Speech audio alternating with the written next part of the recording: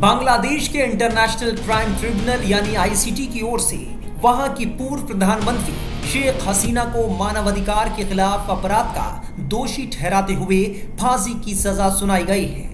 इस बीच भारत के सामने एक नई चुनौती खड़ी हुई है। सवाल उठ रहे हैं कि क्या अब अंतर्राष्ट्रीय संधि की वजह से भारत के लिए उन्हें प्रत्यार्पित करना जरूरी हो जाएगा या फिर भारत ऐसा करने के लिए बाध्य नहीं है।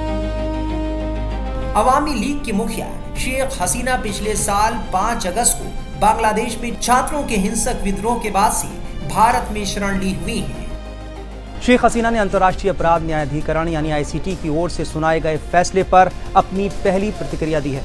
उन्होंने फैसले को धांधली से स्थापित एक पक्षपातपूर्ण और अलोकतांत्रिक ट्रिब्यूनल का फैसला बताया है। उन्होंने कहा कि ये ट्रिब्यूनल एक ऐसी अंतरिम सरकार चला रही है जिसका कोई लोकतांत्रिक जनादेश नहीं है और जिसके फैसले स्पष्ट रूप से राजनीतिक प्रेरणा से संचालित हैं। हसीना के मुताबिक उनके खिलाफ मौत की सजा की सिफारिश इस बात का संकेत है कि अंतरिम सरकार के चरमपंथी तत्व बांग्लादेश की अंतरिम निर्वाचित प्रधानमंत्री को समाप्त करना चाहते हैं और साथ ही अवामी लीग को एक राजनीतिक शक्ति के रूप में खत्म करने की साजिश रच रहे हैं। दोनों देशों के बीच 2013 में हसीना के कार्यकाल में ही एक प्रत्यर्पण संधि हुई थी।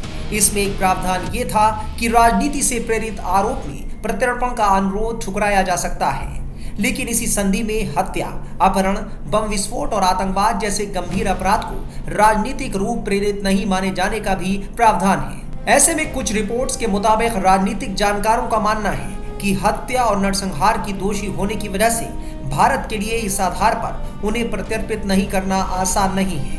यही नहीं, 2016 में इस संधि में एक और प्रावधान भी जोड़ा गया जिसके मुताबिक अपराध का सबूत देना जरूरी नहीं है। प्रत्यर्पण के लिए एक अदालत से गिरफ्तारी वारंट जारी होना भी काफी है।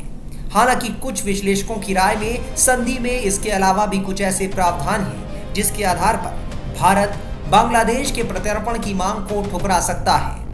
प्रत्यर्पण के बाद शेख हसीना के साथ बांग्लादेश में बुरे बर्ताव की भी आशंका है या उन्हें वहां निष्पक्ष न्याय मिल पाना मुश्किल है। प्रत्यर्पण को इन आधारों पर भी मना किया जा सकता है।